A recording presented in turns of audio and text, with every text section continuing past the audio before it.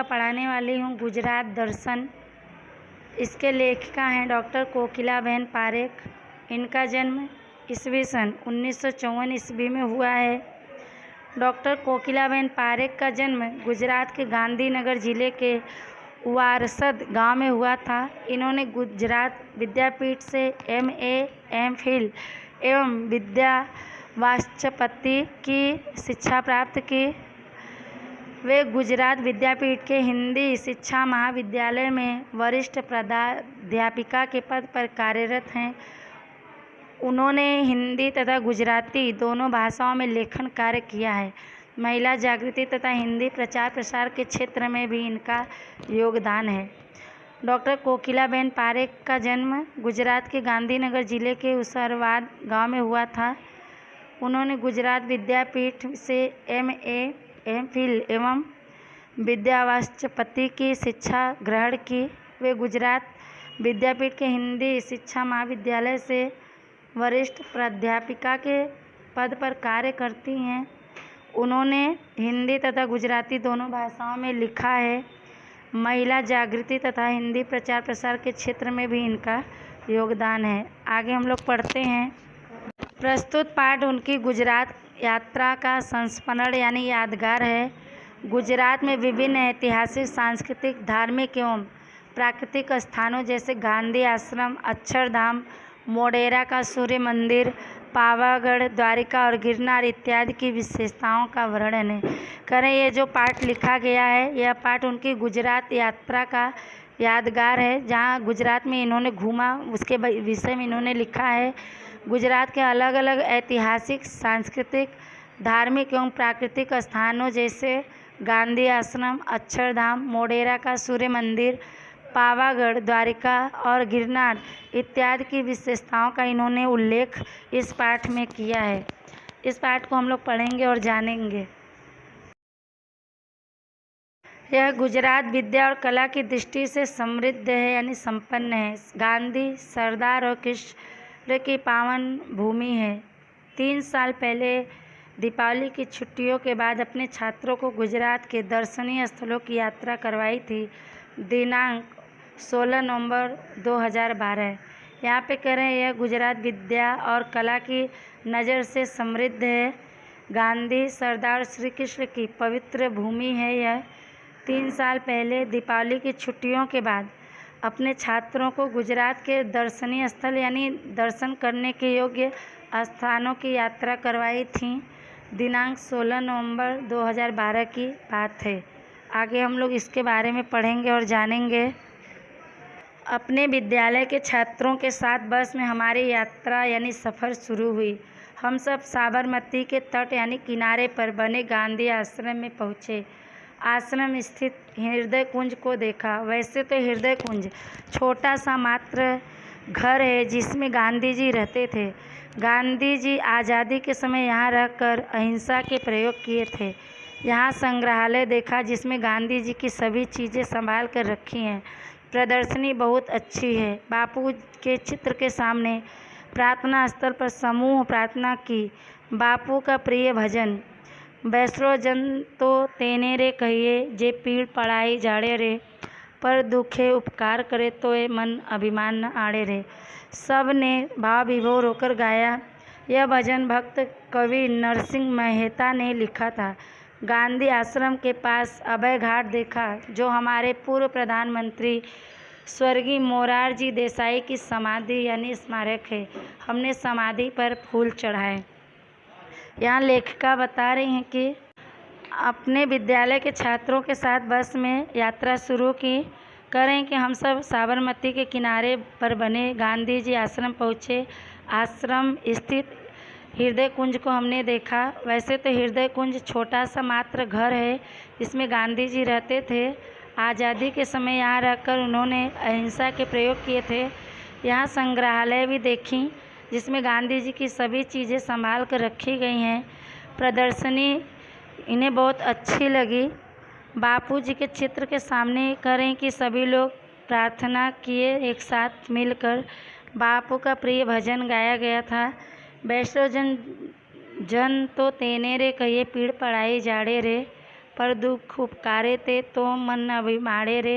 यहाँ पे मतलब होता है कि करें कि वैष्णवजन मतलब उसको अच्छा व्यक्ति कहते हैं, सज्जन व्यक्ति जो दूसरे के दुख को समझता हो, जो दूसरे के दुख को समझकर उसका उपकार करे, उसके दुख को दूर करे और इस बात का अपने मन में अभिमान न करे। आगे करें कि यह प्रार्थना सुनकर गाकर सब लोग भाव विभोर हो गए। यह भजन भक्त कवि नरसिंह मेहता ने लिखा था। गांधी आश्रम के पास अभय घाट भी देखे ये लोग। करें कि हमारे पूर्व प्रधानमंत्री स्वर्गीय मोरारजी देसाई की समाधि है, स्मारक है और हमने समाधि पर फूल भी चढ़ाए। आगे पढ़ेंगे। यहाँ से हम गुजरात राज्य की राजधानी गांधीनगर स्थित अक्षरधाम पहुँचे। विश्व के सबसे अधिक हरियाली शहरों में गांधीनगर का विशिष्ट यानी खास स्थान है। उद्यानों, वृक्षों की मोहक शोभा, सुआयोजित और अच्छे ढंग से बने रास्ते, आवासों तक और खुली जगहों और शुद्ध पर्यावरण से गांधीनगर की शोभा बढ़ गई है। इसमें अक्षरधाम से गांधीनगर को 4 चांद लग गए हैं, इसकी और शोभा बढ़ गई है। अक्षरधाम भारतीय संस्कृति के ज्योतिर्धर यानी तेजस्वी स्वामी नारायण भगवान को श्रद्धांजलि अर्पित करता चमत्कृतिपूर्ण सृजन है यानी चमत्कारी निर्माण है। मुझे अक्षरधाम, संस्कृति धाम, शिक्षा धाम और आनंद धाम लगा। इसमें भारतीय स्थापत्य, भारतीय विचारधाराएं एवं अद्यतन तकनीकी का संगम यानी मेल है। वातानुकूलित 3 कक्षों में प्रदर्शनी देखी। इसमें मल्टीमीडिया का अद्भुत यानी अनोखा कार्य है। मुझे तो यह परिसर मूल्यों की पाठशाला लगा। पूरा परिसर देखने में 4 घंटे लगे। 7 फीट ऊंची स्वामी नारायण भगवान की मूर्ति मनमोहक लगी यानी मन को मोहने वाला, आकर्षित करने वाला। अगर आपके पास समय की कमी हो तो आधे घंटे में मंदिर का भव्य यानी बहुत बड़ा परिसर देख सकते हैं। व्यसन यानी नशा मुक्ति यानी आज़ादी के लिए कुदरती यानी प्राकृतिक आपत्ति में तथा शिक्षा के क्षेत्र में अक्षरधाम की प्रवृत्ति यानी कार्य प्रशंसनीय रही यानी बड़ाई के लायक है। यहाँ पे लेखिका बता रहे हैं कि यहाँ से हम लोग गुजरात राज्य की राजधानी गांधीनगर में स्थित अक्षरधाम गए। विश्व के सबसे अधिक हरियाले शहरों में गांधीनगर का खास जगह है, स्थान है। उद्यानों, वृक्षों की मोहक शोभा, अच्छे ढंग से बने रास्ते, आवासों यानी घरों और खुली जगहों और शुद्ध पर्यावरण से गांधीनगर की सुंदरता बढ़ गई है। इसमें अक्षरधाम से गांधीनगर को और 4 चांद लग गए, उससे और सुंदरता बढ़ गई।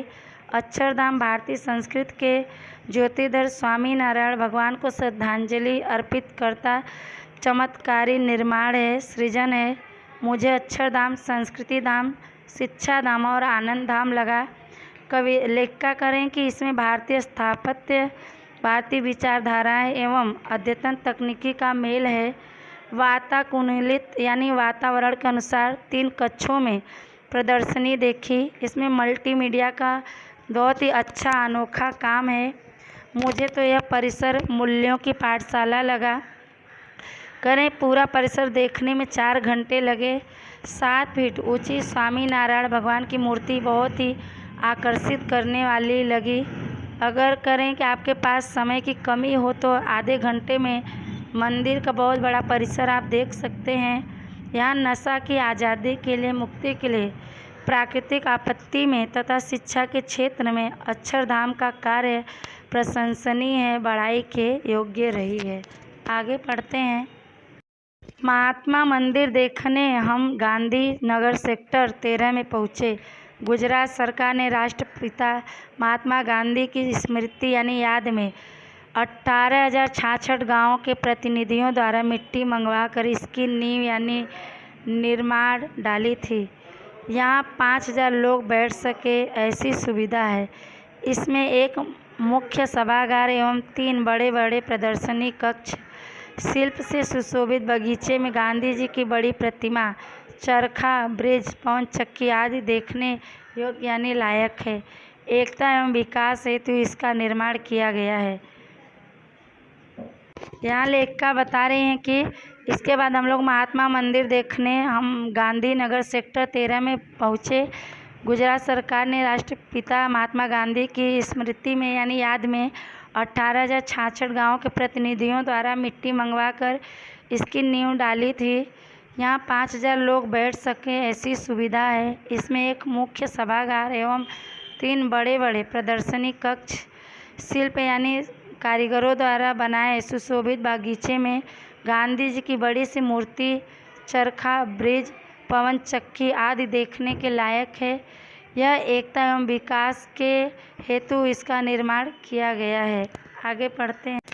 दोपहर के भोजन के बाद हम मोढेरा स्थित सूर्य मंदिर पहुँचे। मोढेरा का सूर्य मंदिर प्रसिद्ध है।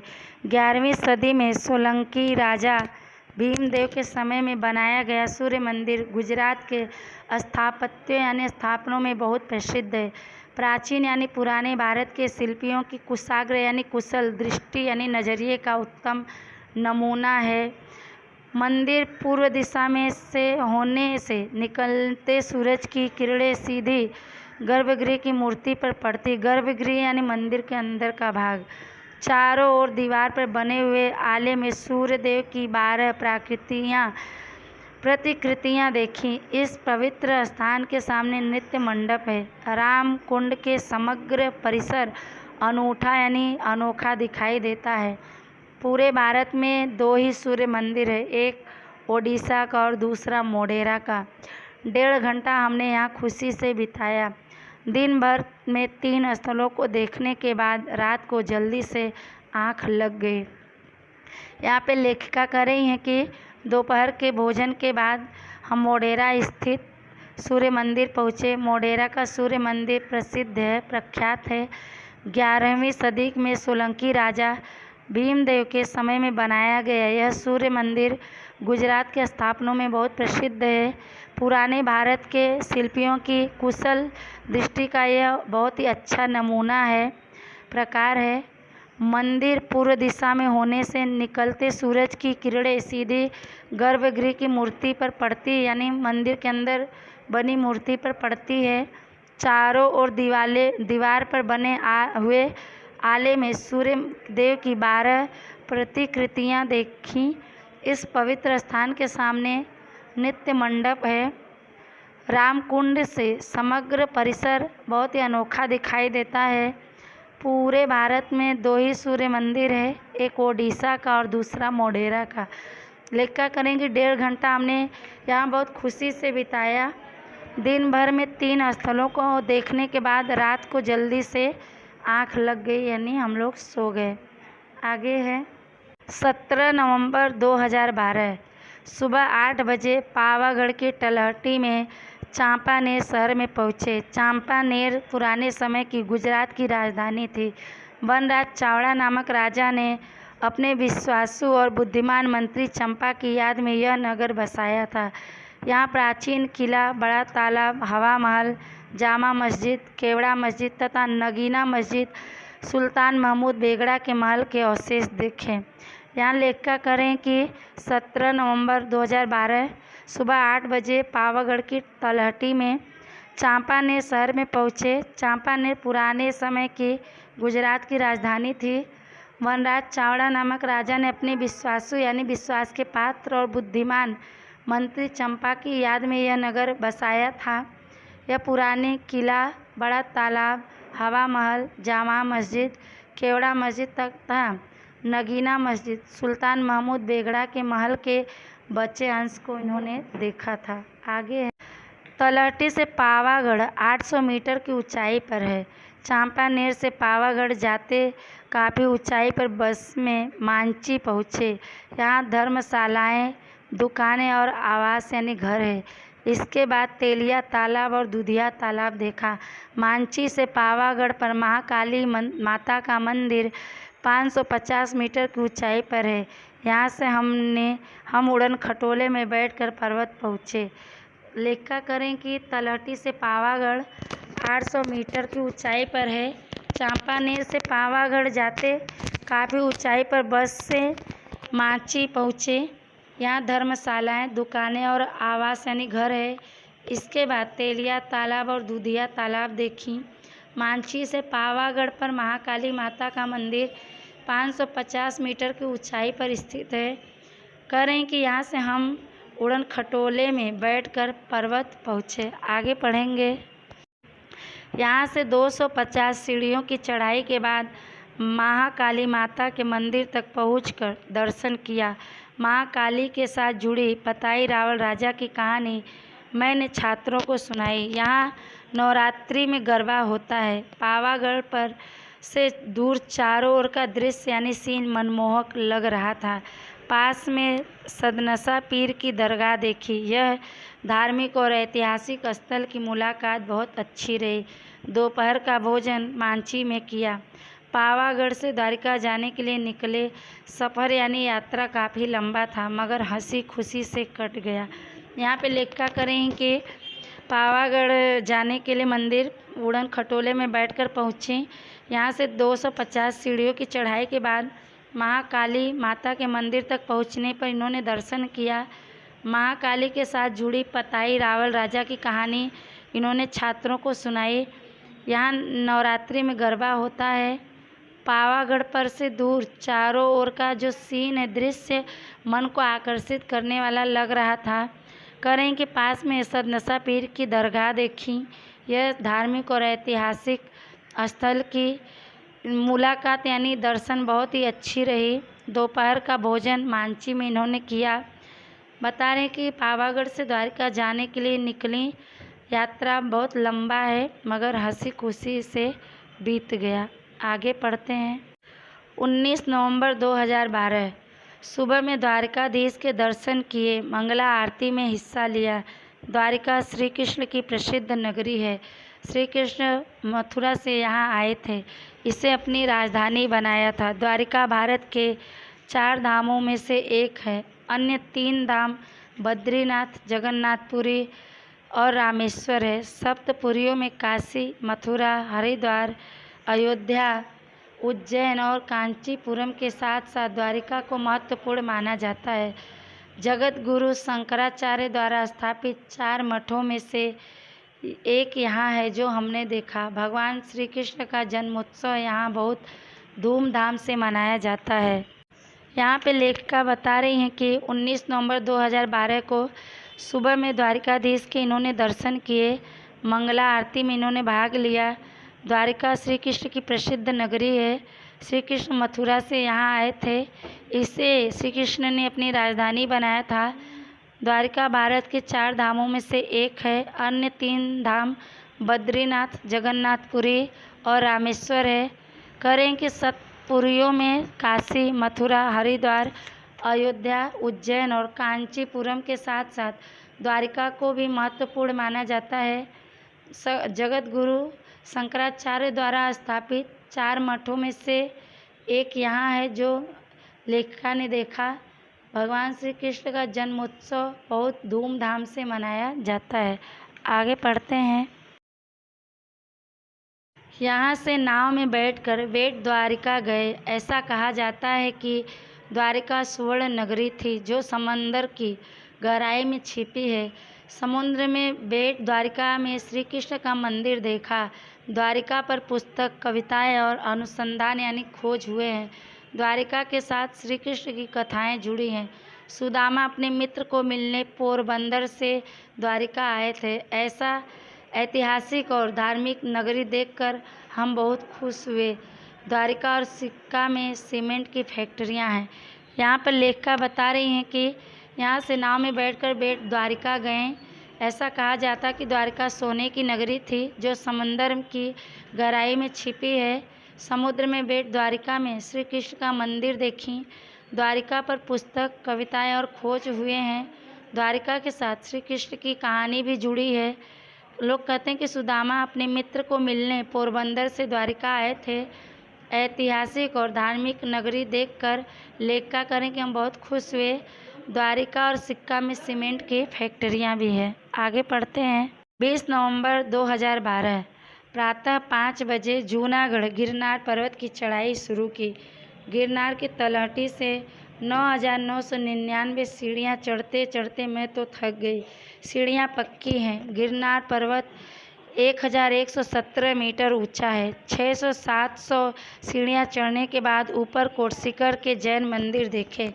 इनमें गुजरात के मशहूर यानी प्रसिद्ध वणिक मंत्री वस्तुपाल तेजपाल ने बनवाया मंदिर शिल्प स्थापत्य कला का अद्भुत यानी अनोखा नमूना है।